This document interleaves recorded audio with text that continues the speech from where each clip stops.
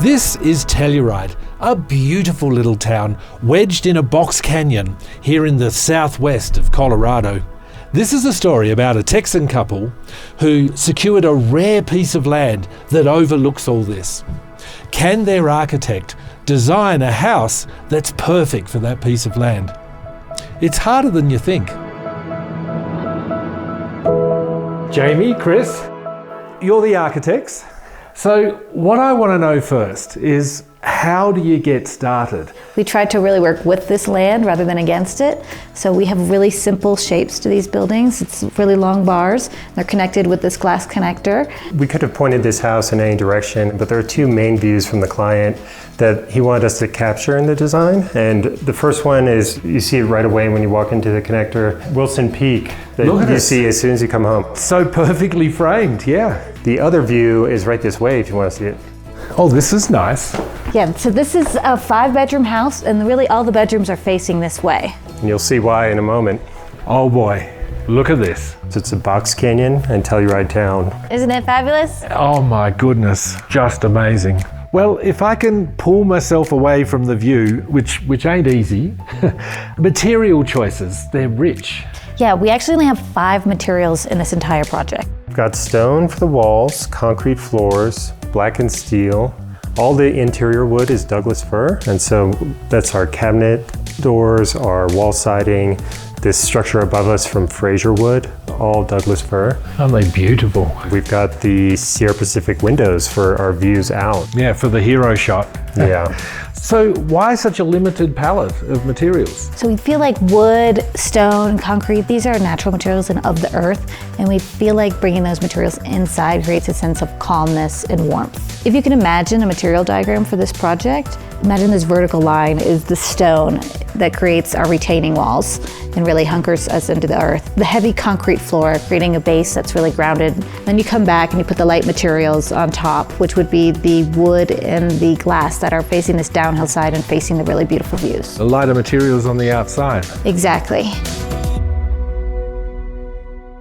Now, Greg, this is your place. It is, Mike. Surely you're living the dream. I feel like I'm in a dream almost every day. So how did you end up jagging this side? For 25 years, my wife and I have been sort of hoping we'd be able to get someplace in the mountains. And after a while, Telluride just became the place that really spoke to both of us. I know your brief to the architect was there were 2 main views you wanted to have, but I see here you've snuck a third one. There's a third one. One thing that's remarkable about Telluride is the San Sofia ridgeline. It's these 13 and 14,000 foot peaks that just surround the town of Telluride. So we're a little bit selfish, my wife and I. We kept the best bedroom spot for ourselves. Oh, come on, you deserve it. And they say, is it 300 days of sunshine in Colorado? It is. We wanted these big expanses of glass to take advantage of the views, but we didn't always want the sunshine to come beating in. So we worked with CET and Associates to design and specify a system from Lutron called Palladium. And then they had a local installer named Williams Electric, who came out and measured everything to the millimeter because we wanted everything to fit. And so we can control all the shades at once or any one shade at a time. So it gives us ultimate flexibility. Nice. And you're in the building design industry? I bump into it occasionally. Yeah, back in Texas? Yes. Did you bring any of your mates here to work on the house? We did, yeah. One of them was Lucifer Lighting. Lucifer does these incredible light fixtures for museums and high-end residences.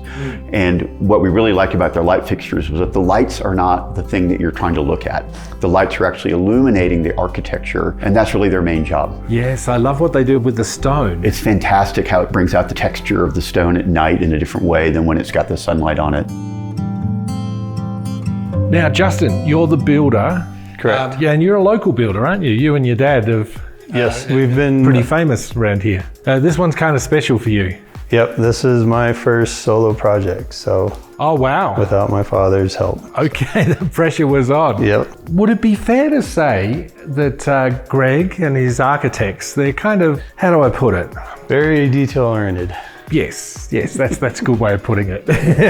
I was dealing with very tight tolerances, so we had a tough job getting these window openings and the alignments of the various materials, the stone and the wood coming together, and we just had to make sure that the alignments were spot on.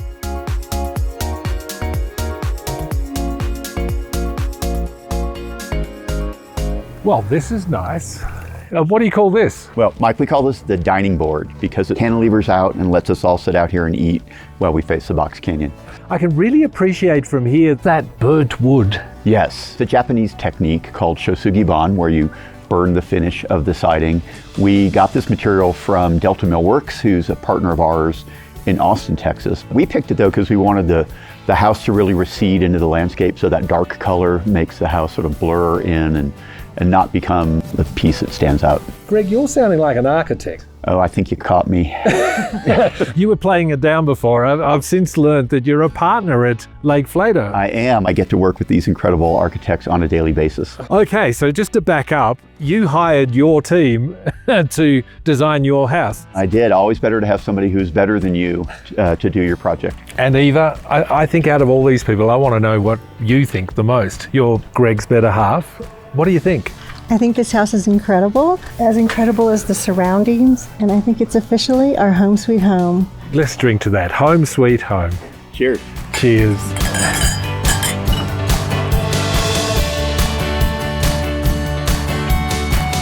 After spending some time here, you forget about the design and counting materials. Sometimes the boldest move an architect can make is to step back and let all this do the talking.